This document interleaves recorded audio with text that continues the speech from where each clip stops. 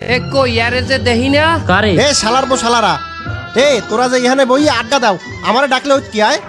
আমি কি তোকে কামড়াইতাম? এখন সত্যি সত্যি তোকে দড়িয়ে কামড়াম। এ ও যে ওইরকম চেতে মুখ খারাপ করে আর কি বজ্জিনে ধরছে আয় ও দুর্বল শরীর তো এজন্য ধরছে, আমাকে মতো স্বাস্থ্য শরীর হলে তার বাড়াও ধরতে পারে না। আয় হিন্দার চল চল চল হিন্দার চল। হয় এখন একসের চলে যাও আমারে ধুইয়া।